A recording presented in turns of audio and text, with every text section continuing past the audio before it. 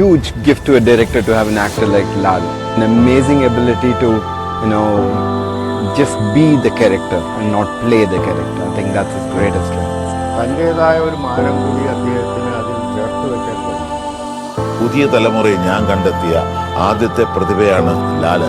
അതിനുശേഷം അതുപോലൊരു പ്രതിഭയെ ഞാൻ കണ്ടിട്ടില്ല ഇന്ന് വരെ. മലയാളത്തിന്റെ മോഹൻലാലിനെ തരുൺമൂർത്തി അവതരിപ്പിക്കുന്ന പുതിയ ചിത്രം തുടരും. കൂടെ ലാലേട്ടന്റെ എവർഗ്രീൻ കോംബോയായ ശോഭനയും ഒന്നിക്കുമ്പോൾ പടത്തിന്റെ പ്രതീക്ഷ വർദ്ധിക്കാൻ കാരണമായി. രജപുത്ര ഫിലിംസിന്റെ ബാനറിൽ എം രഞ്ജിത്താണ് സിനിമയുടെ നിർമ്മാണം. ബെൻസ് എന്ന വിളിപ്പേരുള്ള ഷൺമുഖത്തിന്റെയും കുടുംബത്തിന്റെയും കഥയാണ് ഈ ചിത്രം പറയുന്നത്. ചിത്രത്തിലെ പലയിടത്തായി കുടുംബത്തെ കാക്കുന്ന ഒറ്റക്കൊമ്പനായിട്ടാണ് ലാലേട്ടനെ കാണിക്കുന്നത്. ലാലേട്ടന്റെ വളരെ നാളുകൾക്ക് ശേഷമുള്ള അതിഗംഭീരമായ അഭിനയം തുടരുമെന്ന് ഈ ചിത്രത്തിലൂടെ കാണാൻ സാധിച്ചിട്ടുണ്ട്. ശോഭനയായിട്ടുള്ള കോമ്പിനേഷൻ സീനുകൾ രസകരം എന്ന് തന്നെ വേണം പറയാൻ.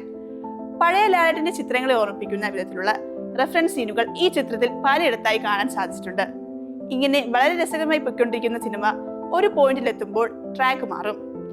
KR സുനിന്റെയും സംവിധായകനായ തരുൺ മൂർത്തിയുടെയും ഗംഭീര തിരക്കഥയിലൂടെ ചിത്രം പ്രേക്ഷകരെ പിടിച്ചിരുത്തി എന്ന് തന്നെ വേണം പറയാൻ. അതോടൊപ്പം ചിത്രത്തിൽ എല്ലാവരുടെയും അഭിനയം എടുത്തു പറയേണ്ടത് തന്നെയാണ്. ബിനു പപ്പുവിന്റെയും പുതുമുഖമായ പ്രകാശ് വർമ്മയുടെയും അഭിനയം ഇതിൽ വളരെ പ്രശംസ അർഹിക്കുന്നുണ്ട്.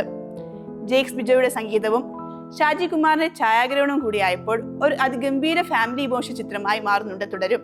മലയാള സിനിമയിൽ ലാലേട്ടന്റെ യുഗം തുടർന്നുകൊണ്ടിരിക്കും എന്ന് തരുൺ മൂർത്തിക്ക് ഈ ചിത്രത്തിലൂടെ തെളിയിക്കാൻ സാധിച്ചിട്ടുണ്ട്. இந்த தாழ ஆர்க்கடா பிரச்சனை എന്താണ്